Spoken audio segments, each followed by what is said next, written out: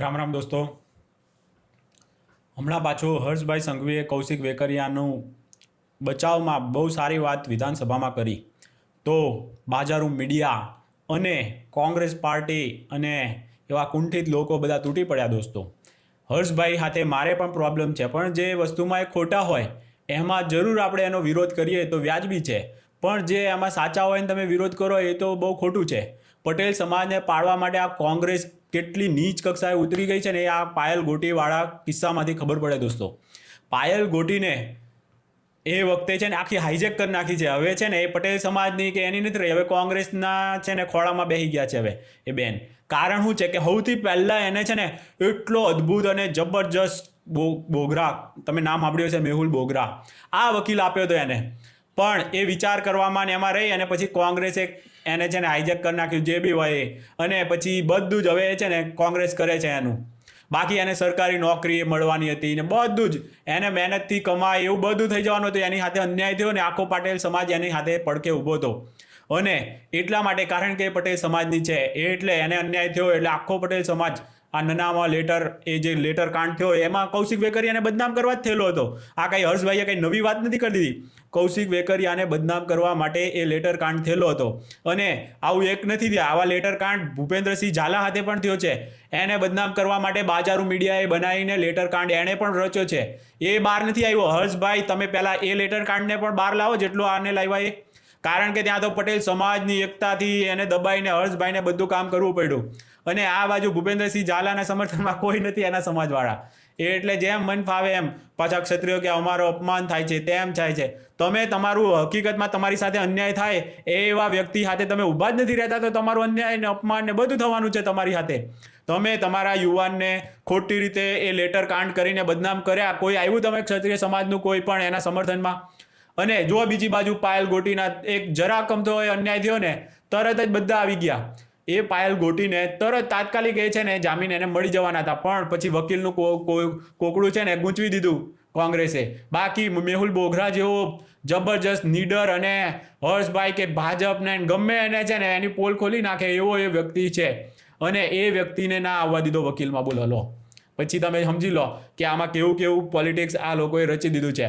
હવે તો પછી હવે પટેલ સમાજની વધારે ને વધારે બદનામી થાય ને એવા કામ કરી રહી છે કોંગ્રેસ. અને જે પાયલબેન છે, તમારે સાથે ન્યાય થતો હતો તો ના થવા દીધો, અને હવે પછી તમે એવો રસ્તો લીધો છે. હવે કાંઈ પટેલ સમાજ તમારી સાથે કાંઈ રોડે ચડવા રોજ ઉઠીને નથી આવવાનો. તમારી સાથે ન્યાય થતો હતો. મેહુલ બોગરા જેવો વ્યક્તિ, સજ્જન વ્યક્તિ અને નીડર, જબરજસ્ત અને યુવા પાછો, આવા વ્યક્તિને તમે છોડી દીધો અને પછી તમે કોંગ્રેસના ખોળામાં બેસી ગયા. તો હવે ભોગવો, હવે જે પણ હોય એ રોજ ઉઠીને પટેલ સમાજને બદનામ ના કરાય. હવે તમે કોંગ્રેસના ખોળામાં બેસી ગયા છો, સીધી ને સટ વાત છે. હવે છે ને આ અમરેલી લેટર કાંડ પૂરો થઈ ગયો. હવે તમે આ લોકોએ જે હોય કોર્ટનું ડિસિઝન જે આવે એ પ્રમાણે રહેવાનું છે ને. હવે તો જે લેટર કાંડથી બદનામ તો કર્યા ને જેલ ભેગા કર્યા ને એવા ખાલી ભૂપેન્દ્રસિંહ ઝાલાનો કિસ્સો જોજો. બાજારું મીડિયાએ કેવા બદનામ કર્યા. એક વ્યક્તિ, એક ફરિયાદી નહોતો તો પણ ખુદ સરકારને ફરિયાદી બનવું પડ્યું. આ હર્ષભાઈએ જે છે ને ખોટું કર્યું ને આ કર્યું છે. કંઈ તમારા બીજા કોઈ સાથે ઉપરથી વેકરિયા કોણ છે? વેકરિયા એ પટેલ સમાજનો નથી. હવે પણ આ કોંગ્રેસ હવે પટેલ સમાજનું પત્તું કાપવા, એ વેકરિયાનું પત્તું કાપવા પાછળ પડી રહી છે હવે. પણ એમ એ પરેશભાઈને એને જેને અમરેલીમાં એને થવું હશે મોટા ભા, એટલા માટે આ બધા છે ને એ કૂદકા મારી રહ્યા છે. બાકી હવે કાંઈ પટેલ સમાજને હવે કાંઈ લેવા દેવા નથી. હવે બધું પોલિટિક્સ ઘૂસી ગયું છે અને એક તરફી છે કોંગ્રેસનું ને ફક્ત ને ફક્ત પટેલ સમાજને બદનામ કરવાના હવે ધતિંગ ચાલે છે અમરેલી લેટર કાંડમાં. બાકી તો લેટર કાંડ તો આ જુઓ, બાજારું મીડિયા એ લેટર ક્યાંથી આવ્યો ને હજુ સુધી શોધ્યું નથી. બોલો લો, પેલો તો લેટર ક્યાંથી આવ્યો એ શોધ્યું ત્યારે આ બધા એમને પકડ્યા ને એવું બધું થયું ને, એમાં ખોટી રીતે પાયલબેનને અંદર ઠાલવી દીધા. પણ પેલી બાજુ તો આખું જબરજસ્ત ભયંકર ષડયંત્ર રચ્યું. 6000 કરોડનું કૌભાંડ કીધું, એમાંનું 1 રૂપિયાનું કૌભાંડ નથી, 1 પૈસાનું કૌભાંડ જ નથી એમાં. તો બી 6000 કરોડનું કૌભાંડ, ગુજરાતનું સૌથી મોટું કૌભાંડ, આ બધું બાજારું મીડિયાએ ચલાવ્યું. અને હર્ષભાઈને થોડીક પણ એ નથી કે આ બાજારું મીડિયાના લુખ્ખા તત્વોએ આ જે રીતે બદનામ કર્યા ભૂપેન્દ્રસિંહ ઝાલાને, એની થોડીક પણ આપણે છે ને જાંચ કરીએ. એમાં એ વસ્તુ કરવી નથી હર્ષભાઈને. આખી દુનિયાની બધી પારકી પંચાયત બધી કરી નાખવી છે. અહીંયા જે લુખ્ખા તત્વો બાજારું મીડિયામાં છે, કાંઈ ગુંડાઓ બહાર છે એવું થોડું છે. બાજારું મીડિયામાં એકથી ચડિયા હતા ગુંડાઓ ભરેલા છે બાજારું મીડિયામાં, અને લોકોના કેરિયર તબાહ કરે છે, યુવાનોને પાડે છે, આ બધા ધંધા કરે છે. એની સામે પણ કેમ આ ગુંડા તત્વો સામે કોઈ કાર્યવાહી નહીં કરતા? એની ઉપર પણ આખો મારે વિડીયો બનાવીને મૂકવો પડશે.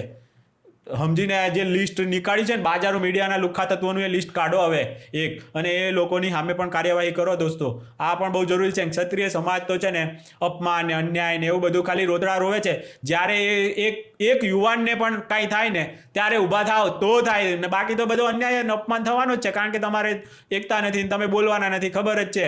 ખાલી તમે હમણાં બોલીને પછી બેસી જવાના છો થોડીક વારમાં. તમારું બધું મારા ભાઈ જ છે એ કે આમાં તો આમ જ છે કે એ થોડીક વાર આમ ઉભરો હોય ને પછી પૂરું થઈ જાય, પછી એ ભૂલી જાય, એમને કાંઈ મનમાં ના હોય. તો પછી આવું બધું છે. તો જે ખરેખર અન્યાય થયો છે એ આ ભૂપેન્દ્રસિંહ ઝાલા, એક ખાલી તમે જાતે ચેક કરો. હું મારી વાત તમે સાંભળશો જ નહીં, તમે જાતે ચેક કરો કોના રૂપિયા દબાવ્યા છે. એ તમે લિસ્ટ કાઢો કે કોઈના રૂપિયા દબાવ્યો છે એણે, કોઈનો દબાયો નથી તો શું લેવા આ વ્યક્તિ જેલમાં છે. તમે આટલું તો પૂછી શકો ને કે એક પણ વ્યક્તિ જો ફરિયાદી બનીને સામે આવ્યો નથી તો તમે અમારા છોકરાઓને જેલમાં શું કામ પૂરી દીધા? આટલું પૂછવું જોઈએ કે ના પૂછવું જોઈએ? પછી કે અમારી સાથે અન્યાય થાય છે અને અમારું અપમાન થાય છે. તમે જ્યાં તમારે બોલવાનું હોય, જેના સત્યના પડખે રહેવાનું હોય ને, એ તમે ભૂલી ગયા છો. પહેલેથી તમે સત્યના પક્ષે હંમેશા લડતા આવ્યા છો ને હવે તમે ભૂલી ગયા એવું કેમ લાગે છે મને? બાકી તો તમે લોકો ભૂપેન્દ્રસિંહ ઝાલાના પક્ષમાં આવીને બે શબ્દો તો કીધા જ હોય કે મીડિયાવાળાએ ખોટા બદનામ કરી અને અમારા એક યુવાનની કારકિર્દી ખતમ કરવાનો કોશિશ કરી છે. આમાં જેવી હોય એ રીતે પ્રામાણિકપણે જાંચ કરો અને અમને બતાવો કોણ છે એ ફરિયાદીઓ. કોઈ હોય તો લાવો, એના રૂપિયા બાકી છે કેટલા છે અમને ખબર પડે. આ તો કોઈ સામે કોઈ આવ્યું જ નથી તો તમારી તમે બધાને આવી રીતે ખુદ ફરિયાદી બની જાઓ છો. તો પછી અડાણીએ ને પેટીએમ ને કેટલું હમણાં ન્યૂ ઇન્ડિયા કંઈક કરીને એક બેંક હતી આખી, એ બધા સેબીની ગાઈડલાઈન પ્રમાણે એમ નથી ચાલતી તો કંઈ એને બંધ થોડી કરી નાખી. અને આને તો બંધ કરી નાખ્યો, જેલમાં પૂરી નાખ્યો, એના ધંધા બંધ કરી નાખ્યા, સીલ કરી નાખ્યા. આટલા અપમાન થયા છે અને તોય તમારે એ ધ્યાનમાં નથી લેવું ને પછી બીજે કે ખાલી નાની વસ્તુઓમાં કે અમને બોલાવ્યા નહીં. આટલું એ અપમાન તમે હોધી પાડો છો તો આવડો મોટો અન્યાય તમને કેમ નહીં દેખાયો? આપણી તો સમજની બહાર છે આ બધું સામાજિક ગણિત, સામાજિક સમીકરણો ને એવું. આ લોકો બસ તમારું જેમાં તમારી કારકિર્દી નેતાગીરીની બની કે એમ હોય એવા જ તમે મુદ્દા ઉઠાવો, અને જેમાં તમારે ભોગ આપવો પડે એવું વસ્તુ નથી ઉઠાવવું. વાહ ભાઈ વાહ. તો પછી તો તમે છે ને ત્યાં જ રહેવાના છો. ને જે જો પટેલ સમાજ આખો જરીક અન્યાય થયો, એક દીકરીને થયો તરત આખો ઊભો થઈ ગયો કે નહીં? અન્યાયના આગળ ઊભા રહો તો પછી સત્તાને બધું તો આપોઆપ તમારા કદમોમાં આવીને પડે. પણ તમે અન્યાય માટે નથી લડવાના તો તમે પછી તમારી એ સ્થિતિ જ નથી બનવાની ક્યારેય કે તમને કોઈ સત્તા માટે કાંઈ તમને ધ્યાનમાં રાખે. એટલે આવું થવાનું છે. અન્યાય પછી રોતા રહેવું પડશે. અને જે લોકોએ એવું સ્ટેટસ બનાવ્યું છે ને એને કાંઈ રોવાનું નથી. એ તો બધા જે ગમે સરકાર કોઈ બી હોય ને તો એ પોતાના અન્યાયની, એક છોકરાને બી અન્યાય એક છોકરીને બી થાય ને તરત એના માટે ન્યાયની લડત લડીને ન્યાય અપાવશે. એવું નથી કે આંદોલન કરીએ ને આમ કરીએ, એવું બધું એનાથી કાંઈ થતું જ નથી. ગમે એટલા આંદોલનો કરી નાખો ને ગમે એ કરી નાખો, કોર્ટનો રસ્તો છે અને પછી બતાવી દેવાનો રસ્તો છે કે આવવાની જ છે ચૂંટણીઓ. આ જ બધું છે.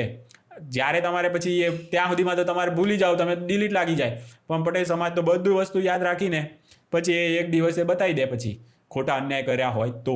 બાકી તો આમાં કૌશિકભાઈ એક કોઈ બીજા સમાજના થોડા છે, અમારા જ હતા તો બી જે વસ્તુ તો બી સામે લડ્યા બોલો. અને પછી અત્યારે જે સાચું છે એ મેં કીધું કે હવે તો કોંગ્રેસનું જ છે બધો વાંક. જેટલો બી હવે કાંડ કરે છે ને એ બધો વાંક કોંગ્રેસનો છે ને એ લોકોએ હવે એમની હેસિયત જ નથી આ મુદ્દો ઉપાડવાની. એને હવે તો ખુદ અને તે પટેલ સમાજનું જરાક પણ એને ચિંતા હોય ને તો તાત્કાલિક આ મુદ્દામાંથી નીકળી જવું જોઈએ. આ મારી વિનંતી છે કોંગ્રેસને પણ. ચાલો દોસ્તો, બીજા કોઈ વિડીયોમાં મળીએ, ત્યાં સુધી રામ રામ.